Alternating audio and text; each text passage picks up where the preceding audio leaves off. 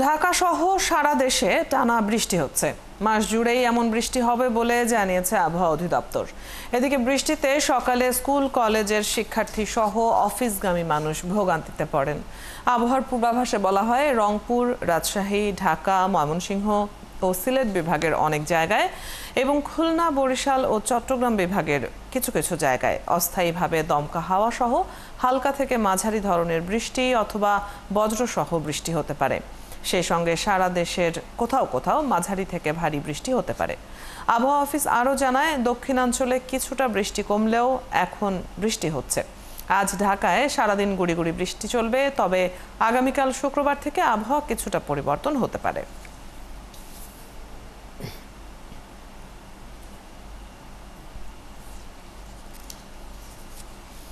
রাজধানীতে আজও বৃষ্টি হচ্ছে। আবহাওয়ার আরো খবর জানাতে আমাদের সাথে যোগ দিচ্ছেন সহকর্মী আবু সুফিয়ান ফারাবি।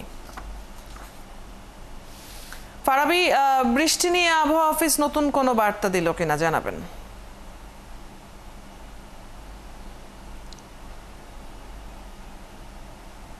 অদিতি, আমরা তাদের কাছে এই কথাটা বারবারই জানতে চেষ্টা করেছি যে আসলে বৃষ্টি নিয়ে বা এই বিষয় নিয়ে কোনো তথ্য আছে কিনা। তারা বারবার আমাদেরকে যেটি বলছেন যে এটি আসলে বর্ষার মৌসুম, এই বর্ষার মৌসুমে বৃষ্টি যে পরিমাণ হওয়ার কথা সে অনুযায়ী আসলে আরো একটু কমই হচ্ছে তাদের হিসেব অনুযায়ী। এবং তারা বলছেন যে আসলে বিষয়টা নগরবাসী দীর্ঘ 7-8 দিন 10 দিন ধরে তারা গুড়ি গুড়ি বৃষ্টি উপভোগ করছেন, অথবা কারোর জন্য এটি বিরক্তির কারণ হয়ে দাঁড়াচ্ছে। সেই জন্য অনেকে হয়তো জানতে চাচ্ছেন যে আসলে বৃষ্টিটা কবে নাগাদ শেষ হতে পারে বা বৃষ্টির নিয়ে কোনো খবর আছে কিনা। কিন্তু তারা বলছেন যে বৃষ্টির পরিমাণটা কিন্তু খুব বেশি হচ্ছে না, 24 থেকে 26 মিলিমিটার বৃষ্টিপাত হচ্ছে। তাতে কিন্তু এইটা একটা স্বাভাবিকের চেয়েও যেই তারা যে প্রতি মৌসুমে যে প্রত্যাশা করে সেটাতে কম। এবং অন্যদিকে তারা আসলে আমাদেরকে বলছিলেন যে প্রতি বছর গত 3 বছর কিন্তু আমরা জুলাই মাসটাতে আমরা দেখেছি যে তীব্র প্রখর রোদ আমরা দেখতে পেয়েছি, কিন্তু এবছর কিন্তু বৃষ্টিটাকে আমরা উপভোগের হিসেবে তারা দেখছেন যে আসলে বৃষ্টিটা থাকার কারণে মানুষের মধ্যে রোদের তীব্রতাটা বা গরমের তীব্রতাটা কম লেগেছে।